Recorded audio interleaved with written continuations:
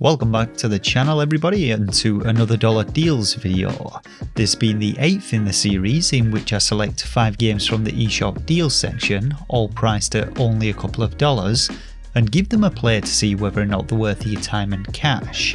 And if you've missed any of the previous episodes, the majority of these games are on sale monthly, or at most every couple of months, so be sure to check them out.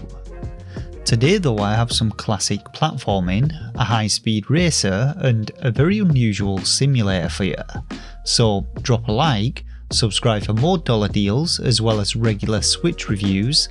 and let's get started. So first up then we have Dininho Adventures, a quaint little platformer title in which you control Dininho the dinosaur and have to navigate your way through 6 different worlds, each of which features some unique and challenging mechanics for you to master. And while on the surface the cutesy appearance of this one might lead you to believe it's a kid's game, make no mistake, Dininho Adventures is a pretty tough cookie, and even the best platform gamers will likely find challenge within its levels. The objective in each of them though is to simply work your way through to the end of them, collecting eggs as you go, and in addition to these there are also secret hidden keys to find which unlock secret levels. But like I said, each level has a unique set of features for you to contend with, which not only really help to keep things fresh, they also add plenty of challenge to the game by stopping you becoming overly familiar with any of the gameplay mechanics, and in each of the area's final levels you'll also have some reasonably tough bosses to defeat, which often incorporate these mechanics. Upon release though, the game really impressed me with its variety and the solo developer's creativeness when it came to level design and the overall fluidity and tightness of its control scheme. It's a great budget option if you're looking for some classic platforming action, and in my mind it's definitely a nice little hidden gem, and one which deserves much more attention than it gets. Now our next game I actually reviewed over on Xbox Corner, the Xbox channel that I run alongside Alex from Switch Corner, which if you own an Xbox you should definitely subscribe to by the way. But Circa Infinity is a super trippy puzzle game which incorporates elements of rhythm and platforming into its gameplay, which basically has you working your way inward through concentric circles, dodging enemies and hazards, as you attempt to reach its central exit pole and move on to its next mind-bending level.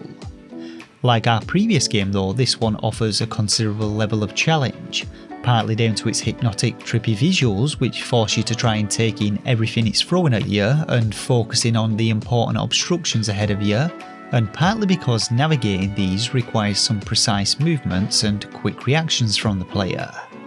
The controls though couldn't be simpler. You run around the circle moving left or right, and you have your jump button which at specific locations will also flip you to the inside or outside of the circles. But despite the simplicity, the mind-melting visuals and unusual perspective do make hand-eye coordination a little bit tricky, and it's worth noting that the game does have some interesting and unique boss battles, though the standard levels are definitely where the challenge is at.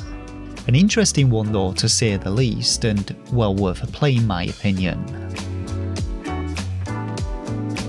So Death Squared is a game I featured in my recent Challenging Co-op Games video, and it's a cooperative puzzle game in which each player gets to control their own coloured cube and have to work together to solve tricky puzzles, and it's definitely one which demands plenty of cooperation and coordination from players to get the job done.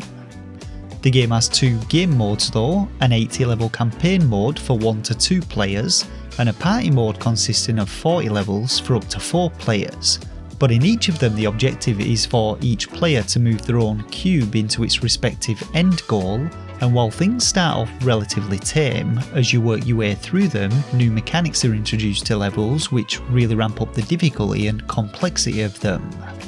One thing I will say is that the movement can be a little fiddly at times and can add some extra unwanted frustration, but above everything else this one's all about the teamwork, and good communication is definitely key to success, as well as plenty of trial and error I might add. But at a price point of only $2, it's a super cheap puzzle game which has a hell of a lot to offer to players, and if you're looking for something to play with friends, then I highly recommend checking it out.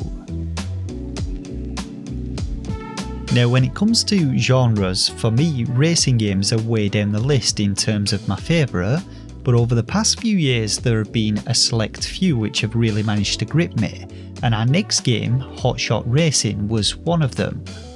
My preferred style of racing games sits firmly with the arcade variety as opposed to simulation, and I'm a real sucker for a bit of wanton destruction. But HotShot Racing is an arcade racer through and through, and while its visual style definitely harks back to the low poly racers of yesteryear, its gameplay does have some modern touches such as drifting, slipstreaming and boosting. As you tear your way through its 16 plus racing circuits as one of 8 different racers, the controls feel extremely solid, and there's very little need for braking providing you know your tracks well enough. And despite its super high speed, the game holds up well on the Switch in terms of performance. When it comes to game modes, in addition to Grand Prix mode, there's also Cops and Robbers mode where cops have to deal damage to robbers to convert them to their side, and a last man standing drive or explode mode where a bomb attached to you will detonate if you drop below a certain speed, so it's nice to have a little bit of variety when it comes to a racer. But all modes can be played either solo, split screen with up to 4 players, or in 8-player online mode, and I actually had a fantastic time in a livestream playing this one alongside Alex and other viewers of the channel, so hopefully the online community is as active as it used to be. A fantastic little arcade racer this one though, and well worth the asking price, and even more so the monthly $2.99 sale price. So to round off today's list then, I have a bit of a weird one for you, and another one which I played on a live stream a while back. But Pro Gymnast Simulator has you flipping, spinning, swinging and propelling your way through deceptively tricky levels filled with bars, ropes, platforms and trapeze, and it's your job using your Pro Gymnast prowess to work your way through them to reach an end goal. The game's control scheme though is what makes this one both so frustrating and so hilarious to play, as you're essentially controlling a ragdoll character with your left thumbstick manipulating its arms and right thumbstick moving its legs, but getting the damn thing to actually do what you want requires a lot of coordination and takes more than just a little bit of getting used to. If you do manage to nail it though, you can then put your skills to the challenge by attempting to snag the collectibles within each level or complete the optional objectives, and alongside the levels the game comes with, you also have access to a level designer allowing you to craft your own levels, so there's plenty of content for your money with this one. All in all, a fun but frustrating time filler, but a decent one to pick up for just a couple of dollars. And with that then, we're just about done for another Dollar Deals episode, but did you see anything that tickled your fancy today? If so, let me know down in the comments section below. If not, go check out my other episodes as I'm sure there'll be something within them that you'll like, and if you have any other suggestions for future videos, again let me know by dropping a comment. For now though, hit that like button if you enjoyed this one, subscribe to the channel for future Dollar Deals episodes and regular Switch reviews, and until next time, take care of yourselves and game on.